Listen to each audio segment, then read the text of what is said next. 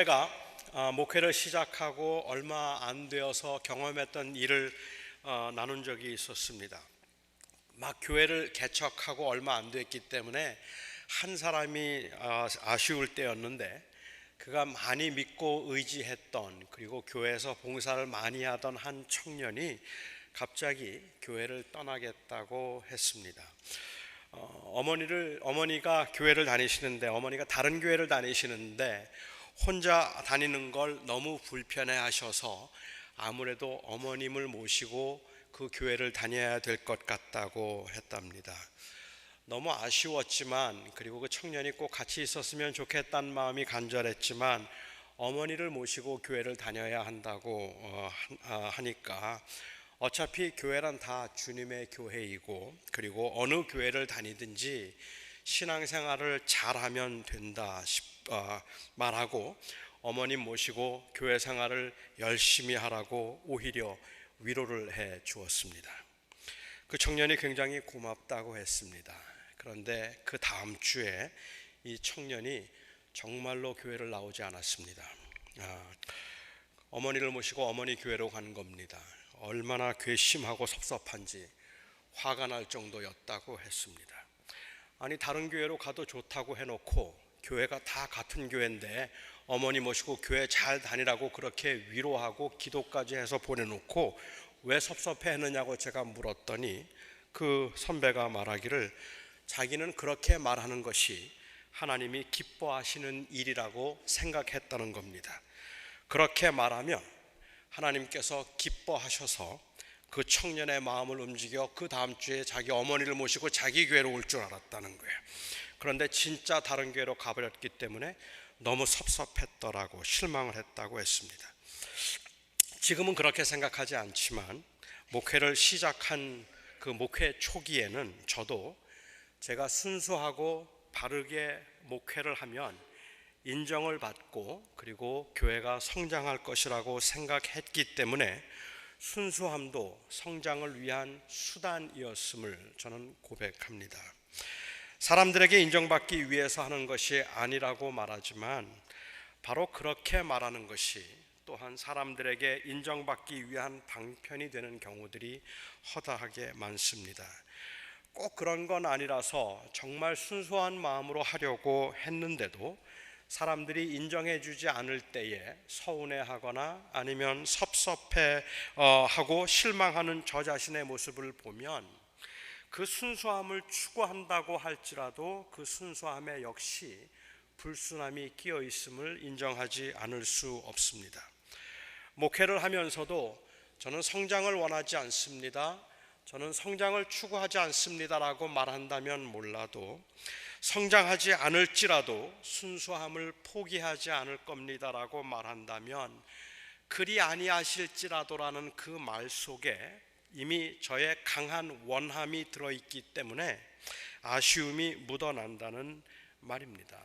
가령 누가 제게 목사님 점심 식사 하실래요? 하고 그렇게 물을 때, 아니요, 저는 아침을 늦게 먹어서 지금 전혀 생각이 없습니다 라고 말을 한다든지, 아니요, 제가 다른 약속이 곧 있기 때문에 지금은 식사를 할 수 없습니다 라고 말을 하면, 그렇게 대답을 하면 아무 부담이 없습니다. 그런데 제가 상대방을 배려하는 것처럼 사실은 배가 무지무지 고프지만 안 먹어도 괜찮습니다 하고 그렇게 대답을 한다면, 상대방의 입장에서는 이걸 사줘야 하는지 아니면 말아야 하는지 좀 애매하기도 하고, 그래서 그래요? 그러면 그냥 저 혼자 먹겠습니다. 그러면 또 무지무지 섭섭하거든요. 내가 배고픈 걸 알면 그냥 괜찮습니다라고 말할 때에 그것이 예의인 줄 알아서 먹을 걸 사줘야지, 내가 그렇게 괜찮습니다라고 말했다고 진짜 괜찮은 줄 알면, 배고프다고 말했는데도 진짜 괜찮다고 알면 그건 참 섭섭한 일이라고 생각하죠. 그리 아니하실지라도 라는 이 말은 상대방을 배려해서 하는 예의이고, 그리고 또한 마음의 여유를 의미하는 말임에는 틀림이 없지만, 절박한 상황에 처해 있는 연약한 인간들로서는 사실은 조금은 아쉽기도 하고 어정쩡한 말이기도 합니다. 다니엘은 느부갓네살의 꿈을 맞추었고 그리고 그 꿈을 정확하게 해몽해 주었습니다. 느부갓네살은 다니엘이 보여준 그 하나님의 능력과 주권 앞에 무릎을 꿇었습니다. 그리고 다니엘의 하나님을 찬양했습니다. 하지만 그와 같은 찬양과 칭찬이 회심을 의미하는 것은 결코 아니었습니다. 때로는 하나님의 도우심에 감사를 하고 하나님의 살아계심을 인정하고 교회에 나오기 시작한다고 해도 그래서 변했다고 말할 수 없고, 그럼에도 변하지 않는 경우들을 우리는 허다하게 많이 봅니다. 정말로 하나님께서 도와주셨다고 믿고 정말로 하나님께서 하셨다고 믿어서 그 하나님께 감사를 하지만 그래도 여전히 그 자기 인생의 주권을 하나님께 양도하지 않는 사람들은 의외로 많다는 말입니다. 권세 있고 영향력 있는 사람이 예배에 참석만 해도, 그리고 찬송가를 따라 부르는 것만 같아도 마치 그 사람이 기독교인이라도 된 것처럼 좋아하고 흥분하고, 저 사람이 찬송가를 따라 불렀다고, 저 사람이 예배에서 기도하는데 눈을 감고 고개를 숙였다고 그렇게 좋아하지만 사실은 그것이 그 사람의 변화를 의미하지는 않습니다. 어떤 회심도 없이도 충분히 가능한 일이죠. 느부갓네살은 다니엘의 하나님을 높였습니다. 진심으로 높였습니다. 다니엘과 그의 세 친구들에게 높은 벼슬을 주었습니다. 바로 진심으로 하나님을 높였기 때문에 그는 그 다니엘과 세 친구들에게 높은 벼슬을 주어서 네 하나님이 참 하나님이고, 네 하나님이 능력의 하나님이고, 네 하나님이 역사야를 주관하는 하나님이라고 그렇게 인정을 해 주었습니다. 진심으로 그랬습니다. 그리고 나서 곰곰이 생각을 했습니다. 자기 꿈에서 본 그 형상의 모습은 머리는 금이었고 가슴과 팔은 은이고, 그리고 배와 넓적다리는 이 노시였고, 또 그 발은 철과 진흙이 섞여 있는 형상이었습니다. 그 금으로 된 그 머리는 느부갓네살을 의미한다고 다니엘이 해석해 주었습니다.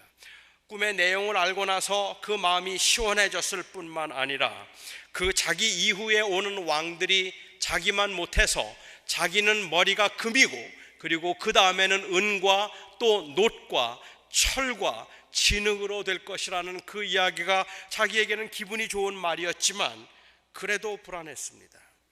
나라가 나누이는 운명, 돌이 나타나 신상을 깨부수고 태산을 이루어서 모든 사람으로 그 앞에 절을 하게 할 한 왕이 나타난다는 이 운명을 바꾸고 싶었을 겁니다. 그래서 그는 두라 평지에 30m 높이의 금신상을 세웠습니다. 거대한 신상입니다. 재미있게도 그가 만든 이 금신상은 머리끝부터 발끝까지 전부 다 금이었습니다. 그러니까 머리만 금인 것으로는 만족할 수 없는 겁니다. 내가 머리가 금이라서 좋기는 하지만, 내가 최고라고 말하니까 좋기는 하지만, 그 후에 나라가 갈라지고 그 후에 그리고 나라가 분열되고 내 권력이 그렇게 오랫동안 지속되지 못할지도 모른다는 말이 그는 불안해서 이 운명을 바꾸고 싶었기 때문에 그는 30m짜리 금신상을 만들었는데 머리끝부터 발끝까지 다 웅탕 금으로 해서, 아니 머리만 금이고 그 다음은 은이고 그 다음은 노시고 그 다음은 철인 게 마땅치 않았다는 말입니다. 다 금으로 하자. 그리고 30m짜리 금신상을 세웠습니다. 이 금신상이 느부갓네살이 섬기던 그 신을 의미했는지 아니면 느부갓네살 자신을 가리켰는지는 정확하지 않지만, 이 신상을 통해서 느부갓네살은 모든 백성들이 그 앞에 충성을 다하기를 그는 기대했음에는 틀림이 없어 보입니다. 문제는 이 금신상의 낙성식 때 일어났습니다. 왕은 그 나라에 있던 거의 모든 관직에 있는 모든 사람들을 불러 모아서 성대하게 이 금신상의 낙성식을 하면서 모든 사람들이 그 형상 앞에 절을 하도록 했습니다. 아마도 수천 명은 모였을 거라고 짐작합니다. 모든 관직에 있는 사람들이 다 모였을 테니까 수천 명의 사람들이 모여서 금신상 앞에 절을 하도록 했는데, 못마땅하게 여기는 사람들이 있었을 것이라고 짐작하고, 아마도 그것을 알고 있었는지 느부갓네살은 명을 내리기를 누구든지 이 신상 앞에 절을 하지 않는 자는 뜨거운 풀무 속에 던져서 죽여버리겠다고 했습니다. 그의 그 잔인함은 다니엘이 꿈을 해몽하고 난 후에도 달라진 것이 하나도 없습니다. 그의 이 포악함과 잔인함은 하나님의 능력을 보았다고 해서 달라지는 게 아니었던 것 같아요. 여전히 그는 잔인함이 남아 있어서 이 신상 앞에 절하지 않는 자들은 모두 다 풀무 속에 던져 다 태워 죽이겠다고 그렇게 선언을 한 겁니다. 느부갓네살이 꾸었던 꿈과 그리고 그 꿈에 대한 해석이 너무 충격적인 것이라 느부갓네살은 그것을 받고 굉장한 충격을 받고 아마도 그 인생이 완전히 달라졌을 것이라고 짐작하는 일부 학자들은, 그럼에도 불구하고 느부갓네살이 몇 달 몇 년이 걸쳤을지 모르는 이 금신상을 만드는데 왜 반대하지 않았는가, 왜 그것을 막지 못했는가 하는 것을 가지고 느부갓네살이 그 부정과 그리고 또한 그 불의 앞에 침묵했으므로 다니엘이 죄를 지었다고 그렇게 주장하고 있는 학자들도 있기는 합니다. 하지만 제가 생각할 때는 느부갓네살이 그런 하나님의 능력을 보았다고 변해서 그 하나님 앞에 철썩 무릎을 꿇고 엎드려 그 하나님을 내가 섬기겠다고 고백한 것 아니었다면, 느부갓네살이 다니엘이 보여주었던 그 능력을 인하여서 그에게 주어진 그 힘이나 권력은 그야말로 보잘것없는 겁니다. 우리가 그렇게 칭찬하고 대단하다고 말할 만한 다니엘의 권력은 느부갓네살의 권력 앞에서는 아무것도 아니었다는 말입니다. 그러니까 다니엘은 느부갓네살을 못 막습니다. 다니엘은 느부갓네살을 그렇게 못하도록 할 수 없었을 겁니다. 그에게는 그런 힘이 없었습니다. 그리고 어떤 이유였는지는 저희가 정확하게 알 수 없지만 다니엘은 이날 이 낙성식에 참석하지 않았어요. 그리고 그 낙성식에 참석했던 다니엘의 세 친구가 곤혹을 치르게 되었습니다. 질투가 미움보다 훨씬 더 강하다고들 하지요. 당시 지도자들이 느부갓네살의 이 잔인함과 변덕스러움이 너무 못마땅했고 좋아했을 리 없지만, 그래서 그 말 앞에 고개를, 그 말에 순종해서 그 신상 앞에 절하는 것이 자기들도 못마땅했지만, 이방인이었던 다니엘과 그의 세 친구들의 이 출세를 질투했던 바벨론의 점성가들, 다니엘과 그 세 친구와 같은 직업에 종사하고 있던 이 점성가들은 질투 때문에 절하지 않고 있던 그 세 친구를 눈여겨보았습니다. 그리고 왕에게 가서 저들이 절을 하지 않았다고 고자질을 했습니다. 왕이 대노했지만 이 세 사람에게 한 번 더 기회를 주고 싶었습니다. 이건 은혜입니다. 이건 특권입니다. 느부갓네살의 그 절대 권력 앞에서 내가 이 신상에 절하지 않는 자는 풀무불 속에 집어 던져 죽이겠다고 선언하고 난 다음에 그렇게 절하지 않은 사람들을 불러다가 한 번 더 기회를 주어서 내가 다시 절을 한다면 내가 살려주겠다고 말할 수 있는 것은 은혜입니다. 이건 아무에게나 할 수 있는 게 아니에요. 당연할지도 모릅니다. 느부갓네살 두려웠을 겁니다. 다니엘의 능력을 보았잖아요. 그 세 친구들이 섬기는 하나님이 어떤 하나님인지 모르는 거 아니잖아요. 그러니까 아마 겁이 좀 났겠죠. 아깝다는 생각이 들었겠죠. 그래서 그들에게 한 번 더 기회를 주었습니다. 기회를 주고 싶었습니다. 다시 기회를 줄 테니 절을 하라. 그러면 살려주겠다. 그때 그러면서 느부갓네살이 했던 말입니다. 너희가 만일 절하지 아니하면 즉시 너희를 맹렬히 타는 풀무불 가운데 던져 넣을 것이니 능히 너희를 내 손에서 건져낼 신이 누구이겠느냐. 솔직히 느부갓네살은 이런 말 하면 안 되죠. 자기가 꾼 꿈도 알지 못해서 괴로워하고 답답해할 때에 자기가 꾼 꿈이 무엇이었는지 그것을 정확하게 맞추었을 뿐만 아니라 그 꿈이 무엇인가를 의미하는가를 보여주었고, 그래서 그 하나님의 신기와 능력 앞에 무릎을 꿇고 다니엘에게 말하기를 네 하나님이 진짜 하나님이고 네 하나님이 하나님 중에 하나님이며 네 하나님은 역사를 주관한 하나님이라고 고백했던 사람이 느부갓네살 아닙니까? 자기가 얼마나 보잘것없는가 하는 것을 알았던 그임에도 불구하고 그는 말하기를 능히 내 손에서 너희를 건져낼 신이 누구이겠느냐. 자신의 삶의 주인으로 영접하지는 않았어도 그 능력을 그렇게 부인하면 안 되죠.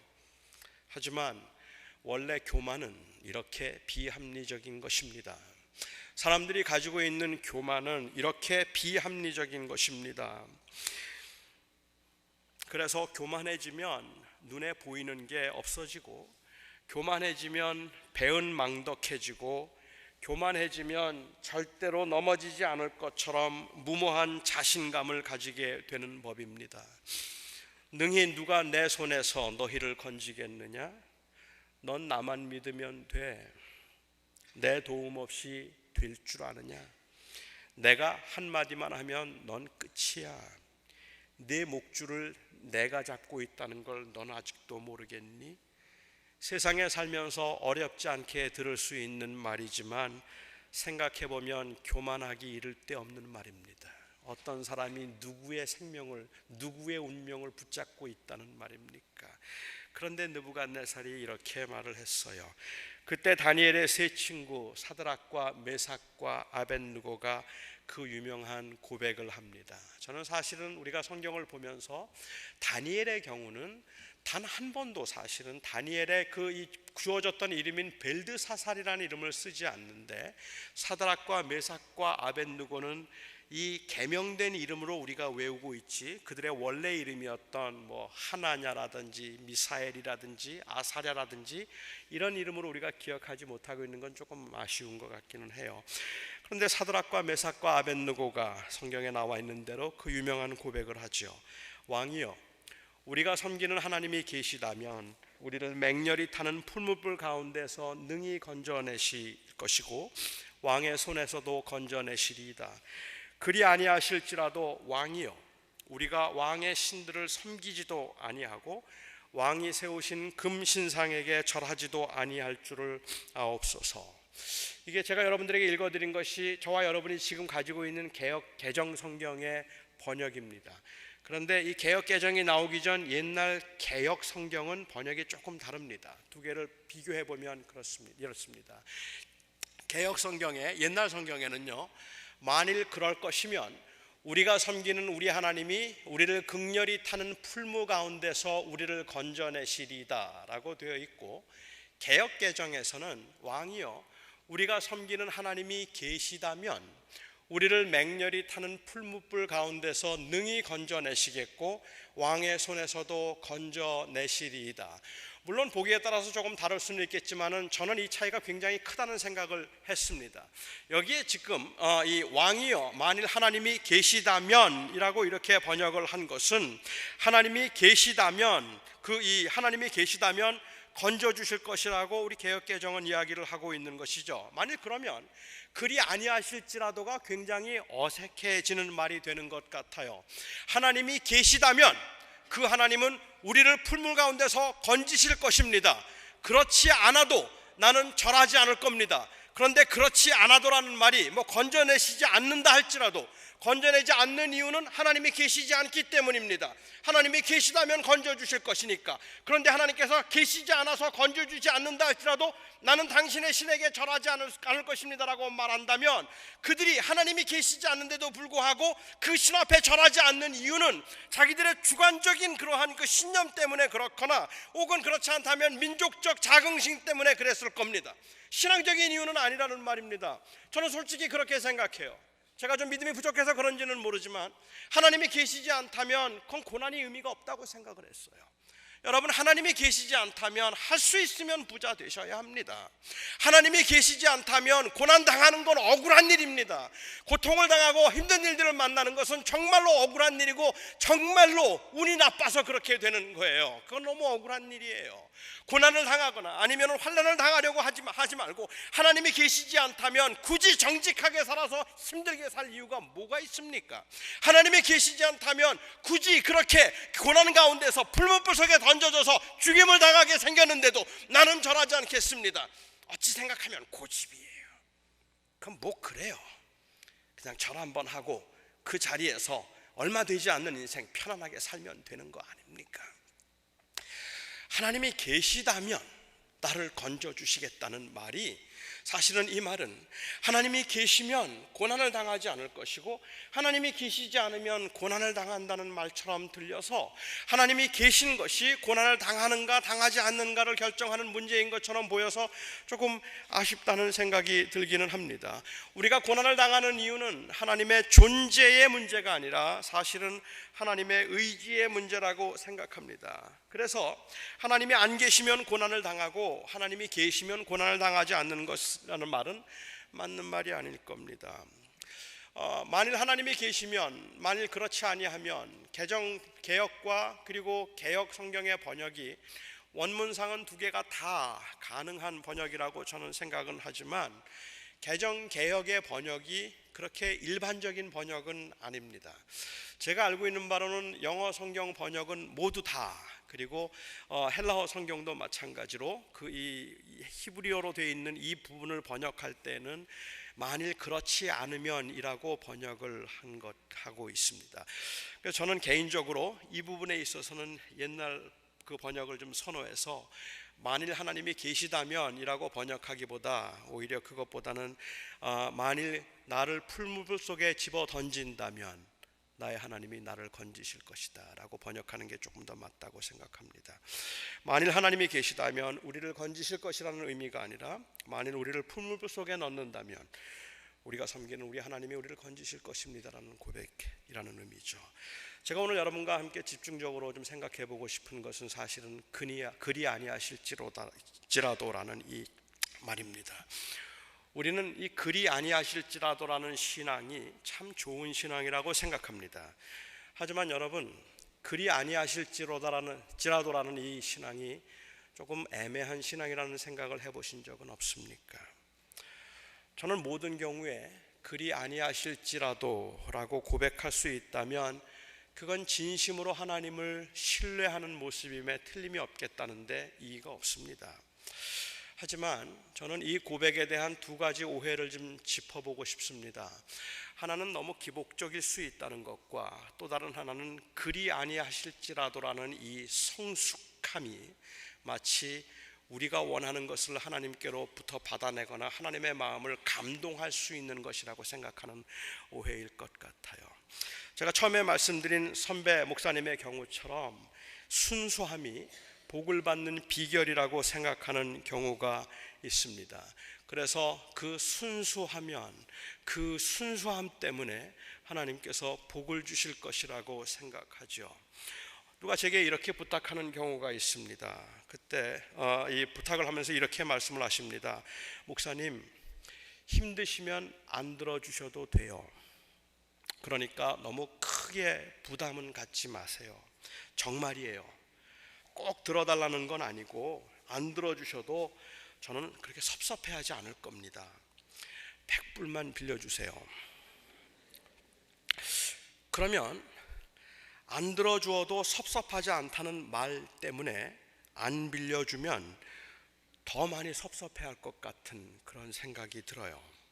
정말 괜찮다고까지 말했는데, 안 빌려줘도 된다고까지 말했는데 안 빌려줬다니 제가 나쁜 사람이 갑자기 된 것 같은 그런 느낌을 받는다는 말이죠.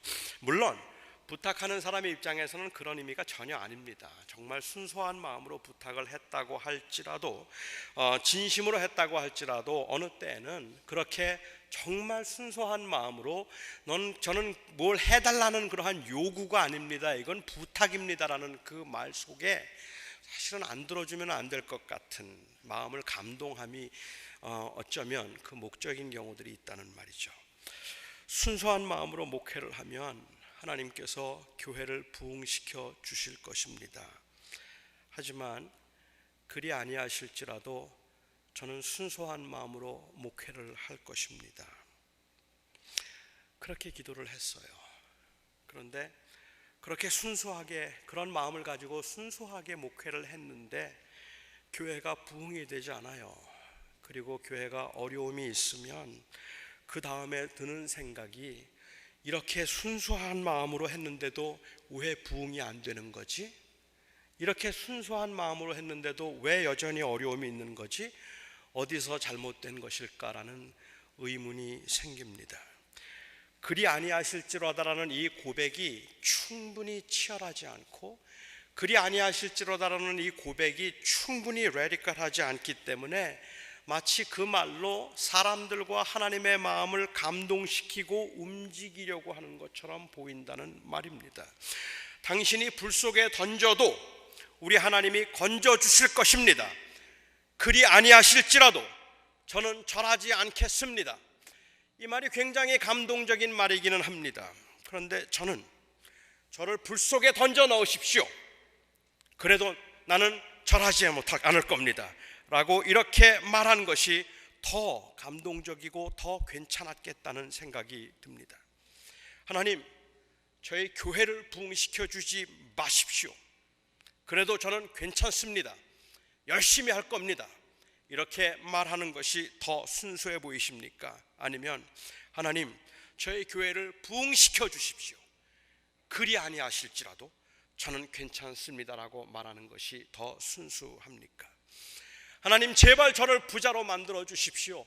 하나님, 이번에 제 사업이 잘 될 수 있게 해 주시옵소서. 그러나 그리 아니하실지라도 저는 그 하나님을 떠나지 않을 것이며 하나님을 섬길 것입니다라고 말한다면, 그 고백이 귀한 고백이면 제가 인정하겠지만 그 속에는 정말로 부자가 되고 싶다는 그 간절한 원함이 있기 때문에 오히려 그것 때문에 아쉬움이 묻어나고 있을 수 있다는 말입니다. 더 심각한 문제는 사실은 그리 아니하실지로도가 바로 그 순수한 마음을 하나님 앞에 보이면 하나님께서 그 순수한 마음 때문에 복을 주실 것이라고 하는 일종의 공식이 만들어져 버렸다는 말입니다.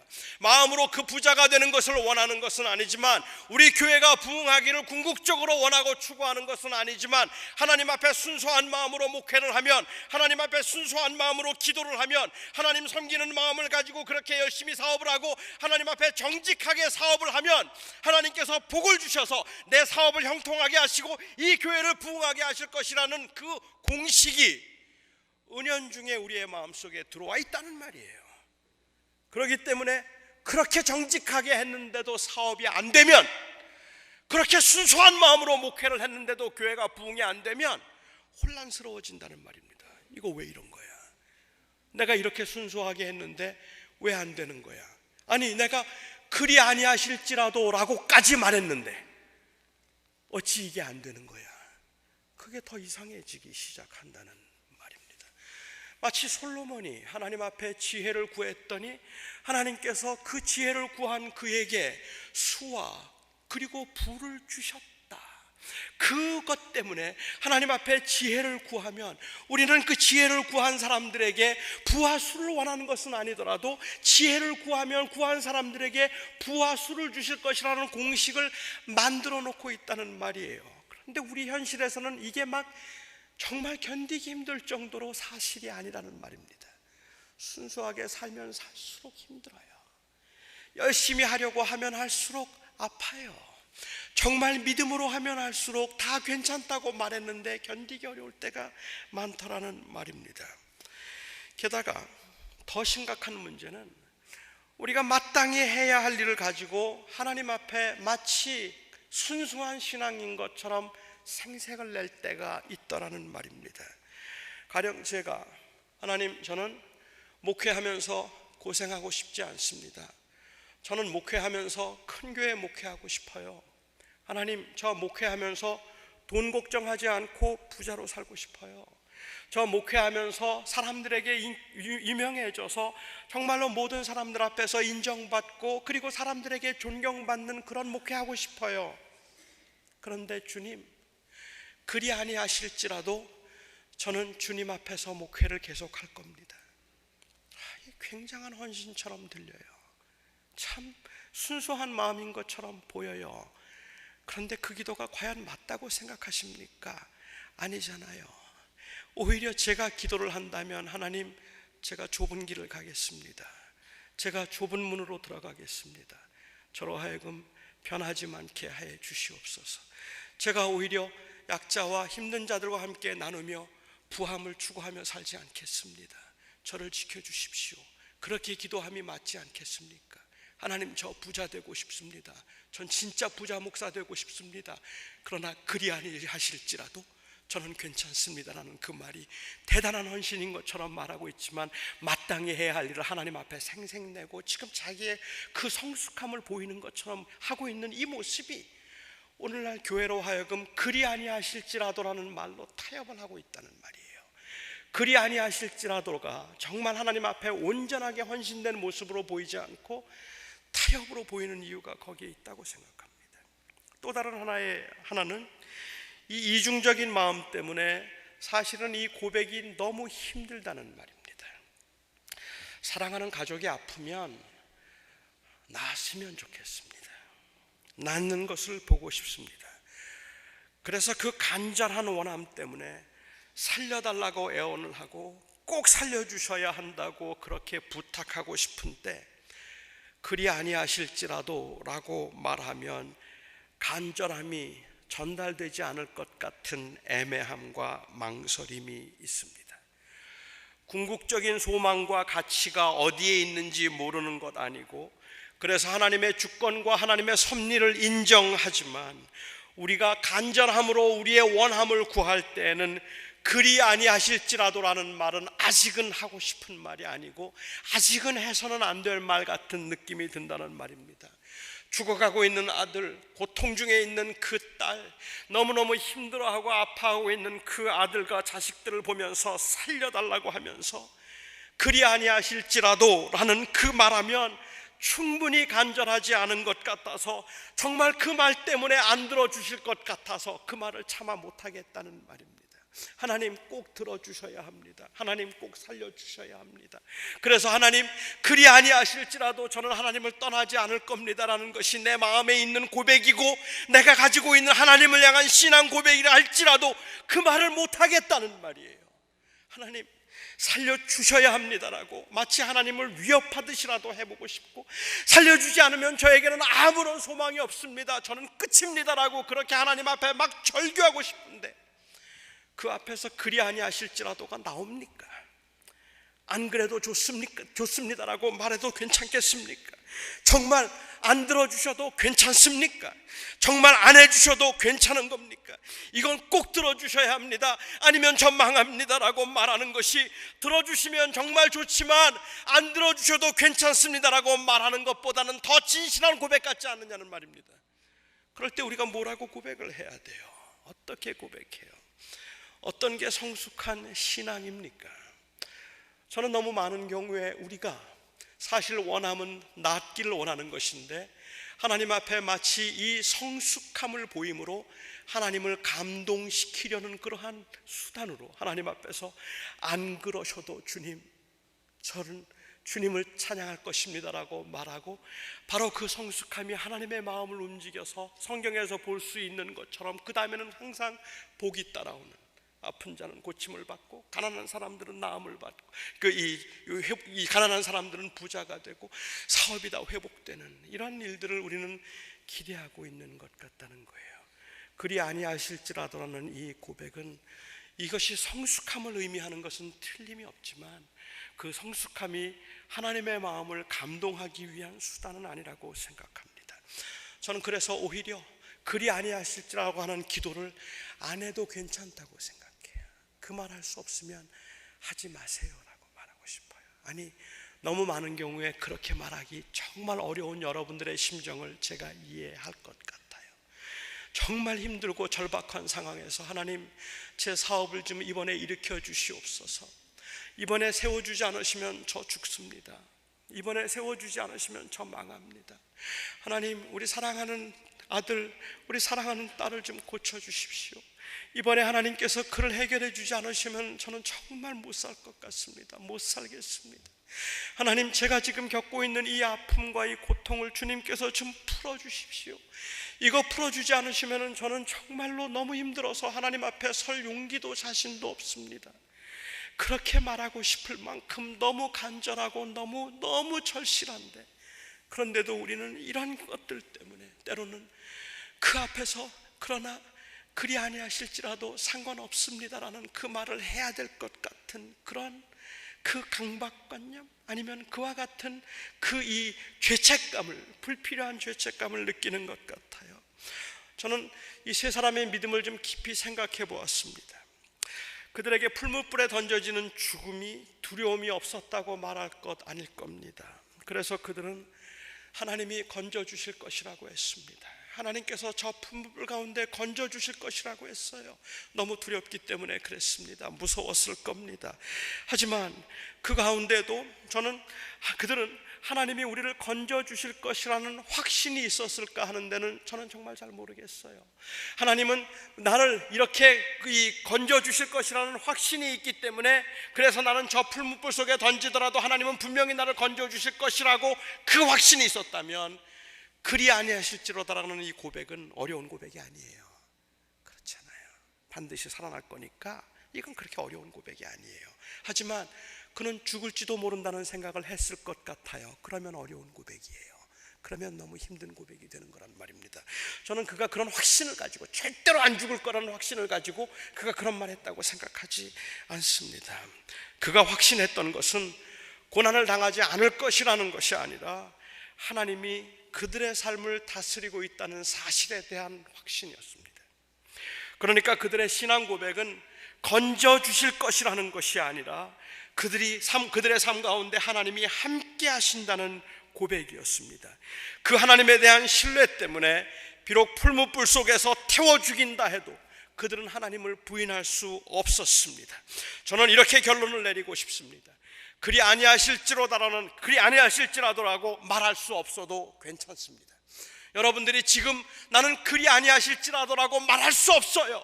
하나님 꼭 살려주셔야 돼요, 하나님 꼭 도와주셔야 되라고 말한다고 할지라도 저는 괜찮다 생각합니다. 그렇게 말할 수 없어서 믿음이 없다 말할 것 아니고, 그렇게 말해야 좋은 믿음이라고 말할 것 아닐 겁니다. 그 말을 할 수 있는가 할 수 없는가 하는 것보다 훨씬 더 중요한 것은 그 하나님을 지금도 진실로 신뢰할 수 있는가 하는 것이라고 저는 생각합니다.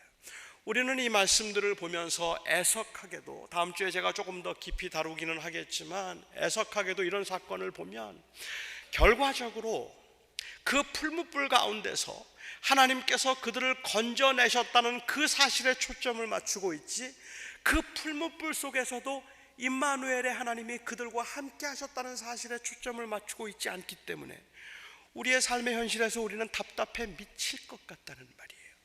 사드락과 메삭과 아벳느고를 건져내신 그 하나님이 왜 나는 안 건져주실까? 사드락과 메삭과 아벳느고를 풀무 속에서 그리 아니하실지라도 고백했던 그에게는 고난과 환난을 없게 하신 하나님께서 왜 내 고난과 환난은 끝이 없어 보이는 걸까라는 그 고통, 그 회의와 그리고 그 두려움이 우리 안에 있다는 말입니다. 정말 중요한 것은 하나님을 우리가, 그 하나님의 임마누엘의 하나님을 우리가 여전히 신뢰할 수 있는가 하는 겁니다. 그러니까 하나님께서 우리의 문제를 해결해 주셔야 한다고 기도할 때에도, 저는 괜찮습니다라고 말할 그때에도 우리는 하나님을 바라보고 그 하나님을 믿어야 합니다. 그런데 사람들은 하나님을 보기보다는 문제를 봅니다. 하나님을 부르면서도 하나님을 보지 않습니다. 하나님 나를 도와주세요라고 그렇게 입으로 외치고 있는데, 그렇게 부르짖으면서도 하나님을 보지 않고 느부갓네살을 보고 풀무불을 봅니다. 우리가 하나님께 도와달라고 기도할 때 이런 성숙한 고백을 내가 할 수 있는가 하는 것보다, 어떤 경우에도 그리 아니하실지라도라고 말할 수 있는가 하는 것보다, 그렇게 말할 수 있을 만큼 하나님을 지금도 바라보고 있는가 하는 것이 중요하다고 생각합니다. 그 하나님을 붙들고 있기 때문에 그리 아니하실지라도라고 말할 수 있습니다. 그 하나님을 붙들고 있기 때문에 하나님 절대로 안 됩니다, 이번엔 꼭 저를 도와주셔야 됩니다라고 말할 수도 있습니다. 중요한 것은 여전히 지금도 그 하나님이 내 하나님인가 하는 사실이고, 그리고 그 하나님을 내가 여전히 의지하고 있는가 하는 것이라고 저는 생각합니다. 그리 아니하실지라도라는 이 신앙을 고백할 수 있는 성숙함이 나에게 있는가 하는 것이 중요한 것이 아니라, 나는 지금도 그 고백을 할 수 있을 만큼 성숙해서 하나님을 감동할 수 있는가 하는 것이 문제가 아니라, 그 고난 중에도 나를 감동하시고 나를 감동케 하시는 그 하나님, 예수 그리스도를 통하여 우리에게 오신 그 하나님을 내가 지금도 바라보고 있는가, 그것이 중요하단 말입니다. 저는 오늘 이 시간에 우리가 그리 아니하실지라도라는 고백을 할 수 있는 믿음을 주소서라고 기도하기보다 오히려 하나님, 제가 그 고백을 할 수 없을 만큼 힘들지만 하나님만 소망입니다, 제가 하나님만 바라봅니다라는 그 고백을 할 수 있기를 바랍니다. 기도하겠습니다. 나의 아버지 하나님, 저희가 살면서 영원한 나라의 소망이 있기 때문에 그리 아니하실지라도라고 언제나 기도할 수 있으면 좋겠습니다. 아니, 그리 아니하실지라도라고 그렇게 기도할 필요가 없을 만큼 그냥 다 헌신하고 다 드려서 제가 주를 위해서 죽겠습니다, 고난의 길을 가겠습니다, 제가 그 풀무불 속에 먼저 들어가겠습니다라고 말할 수 있는 담대함이 우리에게 있었으면 좋겠다 싶습니다. 하나님, 우리는 그렇게 내가 주를 위하여 기꺼이 그 고난을 받겠습니다라는 말도 못하고 그리 아니하실지라도라는 그 고백조차도 애매하고 불안합니다. 그러나 주님, 우리는 하나님을 봅니다. 우리는 하나님을 믿습니다. 우리는 정말 하나님만이 소망입니다. 우리에게 그리 아니하셔도 좋습니다라는 고백을 할 만한 성숙함이 없을지라도 우리 모두가 간절히 원함은 지금 이 시간도 하나님입니다. 하나님, 우리 사랑하는 성도들을 주님께서 기억하시고 그들의 기도를 들어주시며 선하게 인도하여 주시옵소서. 예수님의 이름으로 간절히 기도하옵나이다. 아멘.